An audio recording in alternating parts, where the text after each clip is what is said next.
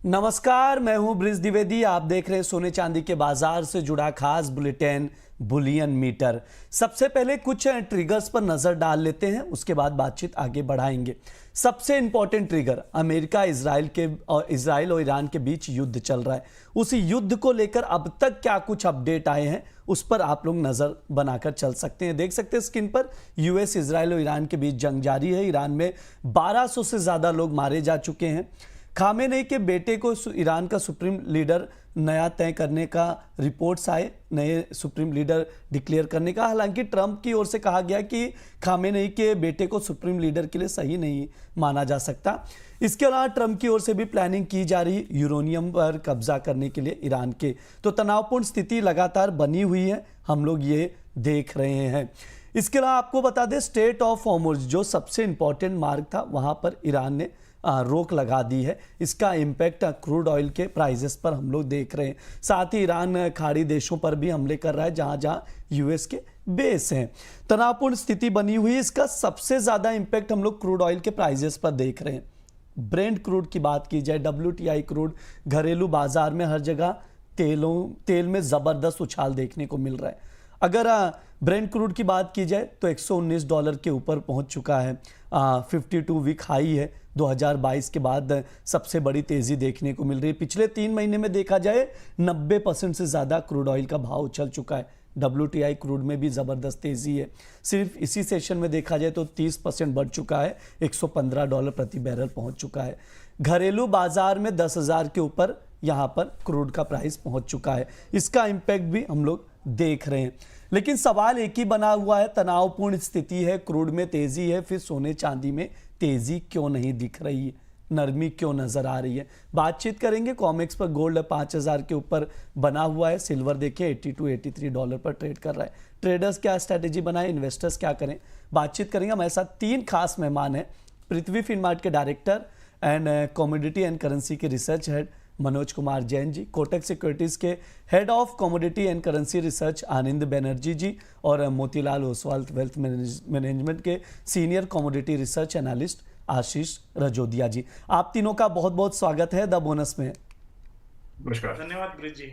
Manoj sir, आपसे शुरुआत करना चाहूंगा। कैसे देख रहे हैं इस तनाव को और क्रूड ऑयल में उछाल को और सोने चांदी में गिरावट को? नमस्कार विजय, सबसे पहले तो शो में बुलाने के लिए धन्यवाद। बिल्कुल हम देख रहे हैं कि सोने और चांदी की कीमतें पिछले कुछ सेशन से कंसोलिडेशन यहाँ पे दिखाती हुई नजर आ रही है और एक दायरे का ट्रेड इंटरनेशनल मार्केट में बना हुआ है। जैसा कि सभी लोगों का सवाल है कि यहाँ पे वॉर की सिचुएशन है, उसके बावजूद सोने और चांदी में यहाँ पे तेजी क्यों देखने को नहीं मिल रही है। तो उसके पीछे 2-3 मुख्य वजह है। पहला ये कि हम देख रहे हैं कि यहाँ पे जो यूएस का तनाव है खाड़ी के देशों में, उसके चलते डॉलर में फिर से एक बार स्ट्रेंथ वहां पे बनती हुई नजर आई है। साथ ही जो यूएस के 10 साल के जो बॉन्ड की दरें हैं वहां भी मजबूती है। कच्चे तेल की कीमतों में अप्रत्याशित बढ़त देखने को मिली है, तो उसके चलते यहाँ आने वाले समय में इन्फ्लेशन जो है वो एलिवेटेड लेवल्स पर फिर एक बार पहुंच सकता है। तो उसके चलते जो ग्लोबल सेंट्रल बैंक्स की जो मॉनेटरी ईजिंग की जो हम देख रहे थे कि प्रोसेस है, वो वहां डीरेल होती हुई नजर आएगी। और हो सकता है कि अगर कच्चे तेल की कीमतें ज्यादा समय तक ऊपरी स्तर पर बनी रहे तो वहां पे कुछ सेंट्रल बैंक जो है वो ब्याज दरों में बढ़ोतरी की शुरुआत भी कर सकते हैं। तो इसी भय के माहौल में हम देख रहे हैं कि सोना और चांदी यहाँ पे लगातार ऊपरी लेवल्स पर रेजिस्टेंस जो है वो दिखाते हुए नजर आ रहे हैं। लेकिन दूसरी तरफ अगर हम देखें तो जो यूएस के जॉब के डेटा गत सप्ताह आए थे, तो वहां पे हमने अप्रत्याशित गिरावट जो है यूएस के जॉब मार्केट में आते हुए देखी है। 92,000 की जो वहां पे जॉब लॉसेस हमने जो है जॉब डेटा में आते हुए देखे। जो अनएम्प्लॉयमेंट का रेट है वो 4.4% पर फिर एक बार पहुंचता हुआ नजर आया। तो मिक्स्ड फंडामेंटल है। हमारा मानना है कि शॉर्ट टर्म में यहाँ पे कीमतें सोने और चांदी की एक दायरे में बनी रह सकती है, कंसोलिडेशन बना रह सकता है। और अगर यहाँ पे जो तनाव है मध्य पूर्व का वो जल्दी ईज होता है तो फिर हम वहां पे बढ़त जो है सोने और चांदी की कीमतों में आते हुए देखेंगे। ठीक है, आनंद सर आपके पास आना चाहूंगा। जिस तरह से क्रूड में उछाल है, उससे बुलियन को सपोर्ट कैसे मिलेगा, इसका थोड़ा डेप्थ एनालिसिस आपसे समझना चाहूंगा। और क्या कुछ रिस्क फैक्टर हैं, क्या पैसे डॉलर की तरफ भाग रहे हैं गोल्ड की बजाय, क्योंकि सेफ हेवन एसेट तो गोल्ड को ज़्यादा देखा जा रहा था, गोल्ड को प्राइजेस को सपोर्ट मिलना चाहिए था, वैसा कुछ हम देख नहीं पा रहे हैं। हाँ, नमस्कार। देखिए, हाँ, आप जो बताए वही एग्जैक्टली वही हो रहा है कि डॉलर में डिमांड जा रहा है, क्योंकि जो अभी क्राइसिस है वेस्ट एशिया में, वो एनर्जी के ऊपर क्राइसिस है, ऑयल और गैस। और ऑयल और गैस को खरीदने के लिए आपके पास डॉलर्स चाहिए, तो नेचुरली एक डॉलर्स का हल्का सा शॉर्टेज बन चुका है। It's not at crisis levels, but जो हम लोग इंडिकेटर्स को ट्रैक करते हैं इन द मनी मार्केट, वो ये बता रहा है कि एक शॉर्टेज तो है, जिसके कारण क्या हो रहा है, जो लिक्विड एसेट्स है उसको सेलिंग करके जो एक डॉलर रेजिंग होता है वो किया जा रहा है। इसके लिए गोल्ड और सिल्वर पे बीच बीच में सेल ऑफ आ रहा है। बट सबसे इंपॉर्टेंट चीज है कि सेल ऑफ के बाद एट एवरी डिप बाइंग उसमें दिखा जा रहा है। तो जो अगर हम लोग एक 3-4 महीने का व्यू ले इस मार्केट में, तो ये एक बॉटमिंग एक फॉर्मेशन है, क्योंकि यहां से 3 सिनारियो पॉसिबल है। एक कि ऑयल यहां से कंटिन्यूज टू राइज, क्योंकि सिचुएशन एस्केलेट होता है, तो वो सिचुएशन में एक ग्लोबल इन्फ्लेशनरी एक सिनारियो बनेगा, जो गोल्ड और सिल्वर के लिए अच्छा है, क्योंकि उसके लिए आपका डिमांड आएगा मार्केट में। दूसरा, जो कमोडिटी प्रोड्यूसर्स है जिनके पास एक विंडफॉल गेन्स आएंगे, तो वो जो पार्क करेंगे सेविंग्स को, वो पहले क्या होता था, वो सेविंग्स पार्क किया जाता था इन डॉलर एसेट्स, बट अभी डी डॉलराइजेशन बहुत रैपिडली चल रहा है, तो लोग अभी अपने जो इन्वेस्टमेंट्स है वो यूएस से डाइवर्सिफाई कर रहे हैं, तो नेचुरली वो डिमांड भी गोल्ड और सिल्वर में आएंगे, तो वो एक पॉजिटिव है। सेकेंड सिनारियो ये हो सकता है कि सिचुएशन जल्दी डीएस्केलेट हो जाए और ऑयल वापस $70-80 पे आ जाए, तो वो सिचुएशन में जो सेलिंग हो रहा था intermittently because of dollar shortage, वो एलिविएट हो जाएगा, तो नेचुरली वो भी पॉजिटिव है। तो स्ट्रक्चरली अगर देखा जाए, तो ये जो डिप्स बीच बीच में आते हैं इन गोल्ड एंड सिल्वर, ये इन्वेस्टर्स के लिए एक्यूमुलेशन का एक जोन है, और उसका एक अच्छा अपॉर्चुनिटी और लाभ लेना चाहिए इन्वेस्टर्स को। ठीक है, ये सर की राय है गोल्ड को लेकर। तमाम जो फंडामेंटल्स बता रहे हैं, जो लिंक करके चीज़ें समझाई जा रही हैं, उस पर आप लोग भी समझें, और सर की ओर से राय दी जा रही है कि ये डीप में खरीदारी का मौका है। आशीष सर, गोल्ड सिल्वर क्रूड और गोल्ड का रेशियो क्या इंडिकेट कर रहा है? थोड़ा सा इसको डेप्थ में समझाइए आप। देखिए ब्रिज जी, आई थिंक आपने जो पहले क्वेश्चन पूछा कि गोल्ड में जो मोमेंटम है वो क्यों नहीं आ रही, आई थिंक ये रेशो के थ्रू भी हम समझ सकते हैं।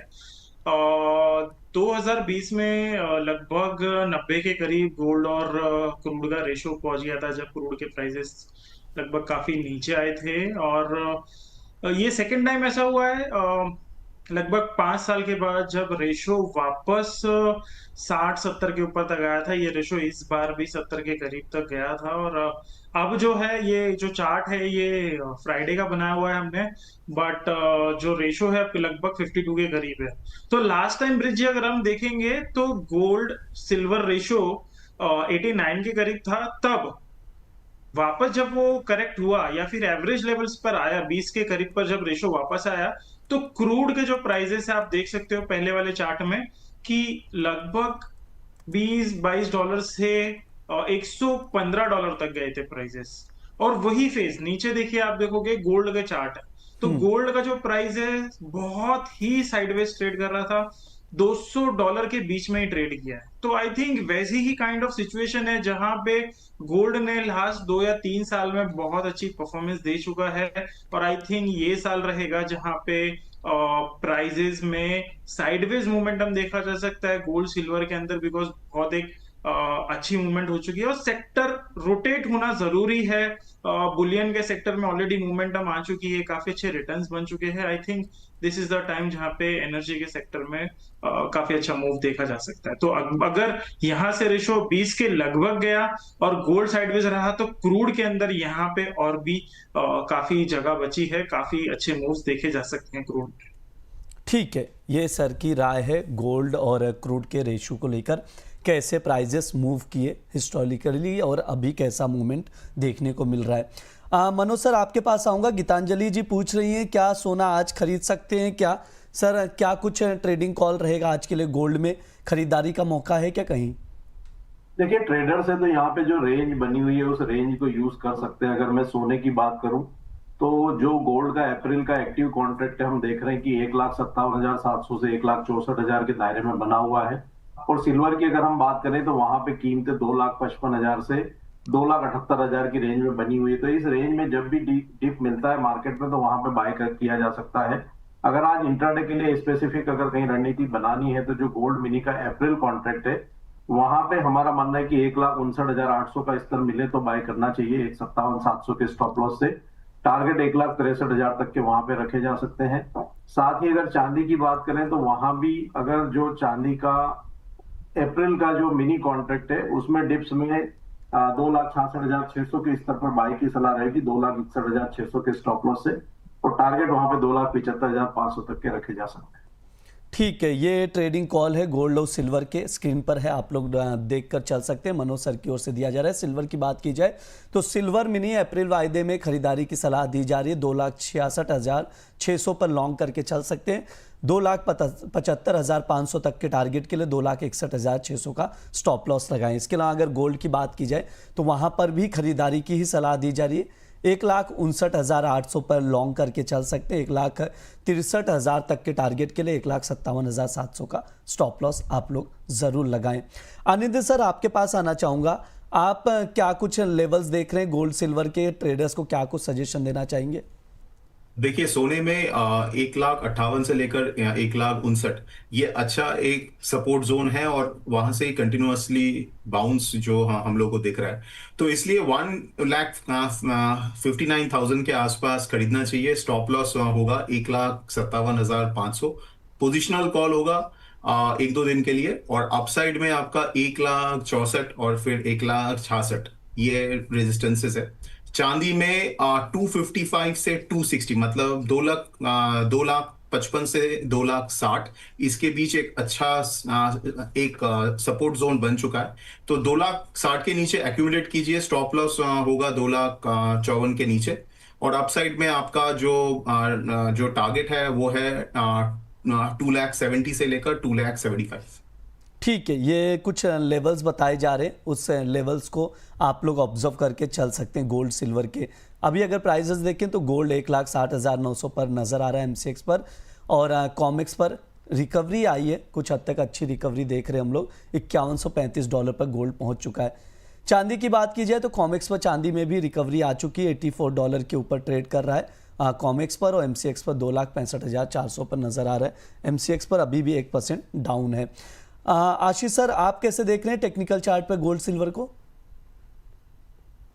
ब्रिज जी, मैं अरिंद जी से सहमति रखूंगा कि गोल्ड के जो प्राइसेस है वो अपने मेजर सपोर्ट पे चल रहे हैं 1,58,000 के करीब, और चांदी भी 2,55,000 के करीब है। तो अगर आप गोल्ड का ये चार्ट देखोगे जहां पे एक सिमेट्रिक ट्रायंगल या असेंडिंग ट्रायंगल का ब्रेकआउट हुआ था प्राइजेस में 2,58,000 के करीब ही, और वहां से प्राइस लगभग 2,70,000 के करीब तक गए थे।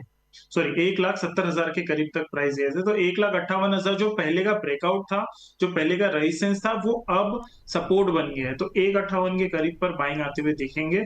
और इंट्राडे के लिहाज से अगर हम देखें तो आज इंट्राडे में लगभग 1,60,000 के करीब पर अगर प्राइसेस आते हैं तो वहां पर बाय करना चाहिए। अगर ब्रिज वो स्क्रीन पर शो कर देंगे तो। जी बिल्कुल। Trading call sir?